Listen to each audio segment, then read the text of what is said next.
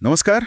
आज हम नीम करोली बाबा पर बात कर रहे हैं, जिन्हें महाराज जी भी कहते हैं। हाँ, हमारे पास कुछ जानकारी है उनके जीवन, उनकी शिक्षाओं और हाँ, खासकर पश्चिमी दुनिया पर उनके असर के बारे में। हाँ, और इसमें कुछ जाने पहचाने किस्से भी हैं, पर शायद कुछ ऐसे पहलू भी जिन पर कम बात हुई हो। बिल्कुल। तो चलिए देखते हैं इन स्रोतों में क्या खास है, क्या चौंकाने वाला है। महाराज जी, जैसा कि पता है, हनुमान जी के भक्त थे।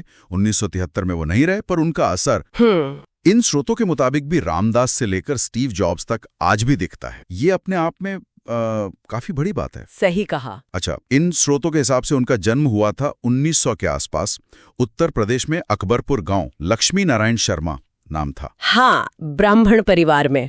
फिर शादी हुई, बच्चे भी हुए, लेकिन फिर सब छोड़ दिया उन्होंने, साधु बन गए। और फिर पूरे भारत में घूमे, कई आश्रम बनाए। कैंची धाम, वृंदावन वाले तो बहुत मशहूर है। जी हाँ। और जोर किस पर था? सेवा, भक्ति और सच बोलना, इन चीजों पर।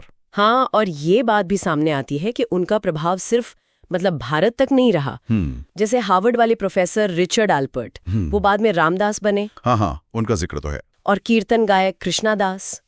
और सबसे दिलचस्प शायद टेक वर्ल्ड के लोग, स्टीव जॉब्स, मार्क जुकरबर्ग। इन स्रोतों में बताया गया है कि कैसे ये लोग उनसे प्रभावित थे या फिर उनके आश्रम गए। स्टीव जॉब्स वाला किस्सा तो खैर काफी मशहूर है। यहाँ भी लिखा है वो 70 के दशक में आए थे भारत, हाँ, महाराज जी से मिलने, पर तब तक महाराज जी समाधि ले चुके थे। अच्छा। फिर भी कहते हैं वो यात्रा जॉब्स के लिए एक बड़ा मोड़ थी। खासकर उनकी सोच पर असर पड़ा, सादगी, इंट्यूशन, इन सब चीजों को लेकर। और जुकरबर्ग का भी देखें, नोट्स में है कि फेसबुक जब मुश्किल में था शुरू में, कंपनी बिकने वाली थी शायद, हाँ, तब स्टीव जॉब्स ने ही उन्हें कैची धाम जाने को कहा था। अरे वाह। और जुकरबर्ग गए भी, वो इस अनुभव को काफी अहम मानते हैं। तो ये दिखाता है कि महाराज जी का प्रभाव उनकी मौजूदगी के बाद भी कैसे बना रहा, पीढ़ी दर पीढ़ी। बिल्कुल। अच्छा, चमत्कारों का भी जिक्र है इन स्रोतों में काफी। हाँ, वो तो है ही। जैसे वो ट्रेन वाली घटना, ये तो लगभग हर जगह मिलती है। टिकट नहीं था, उतार दिया, और ट्रेन चली ही नहीं। हाँ, फिर जब उन्हें वापस बुलाया तब ट्रेन चली। और कहते हैं वहां नीम करोली स्टेशन भी बना बाद में। अब ये सच है या कहानी कहना मुश्किल है, पर किस्सा जुड़ गया उनके साथ। और सिर्फ यही नहीं, लोगों के मन की बात जान लेना, ये भी कई जगह बताया गया है। अच्छा। हाँ, लोग हैरान रह जाते थे कि महाराज जी उनके बिना पूछे ही उनके सवालों का जवाब दे देते थे। रामदास का अनुभव तो शायद सबसे गहरा बताया जाता है, जब महाराज जी ने उनकी माँ की मृत्यु के बाद उनसे जुड़ी ऐसी बातें कहीं जो किसी को पता नहीं हो सकती थी। हाँ बिल्कुल, जो किसी बाहरी को पता ही नहीं चल सकती थी। ये चीजें अनुयायियों का विश्वास और पक्का करती थी, जाहिर है। सही बात है। और भी है किस्से, जैसे इन पेपर्स में लिखा है, कभी तूफान रोक दिया, बारिश करवा दी, बीमारियां ठीक कर दी। और कभी कभी तो एक ही समय पर दो जगह दिखना, बाइलोकेशन जिसे कहते हैं, या अचानक गायब हो जाना। हाँ, ये सब उनके रहस्य को और गहरा करता है। पर एक सवाल है जी, क्या ये स्रोत बताते हैं कि महाराज जी खुद इन चमत्कारों को कितना मानते थे या कितना महत्व देते थे? ये बहुत अहम सवाल है। और स्रोत बताते हैं कि जहां भक्त चमत्कारों से बहुत प्रभावित थे, महाराज जी खुद शायद इन पर ज्यादा ध्यान नहीं देते थे। उनका जोर हमेशा सरल बातों पर था।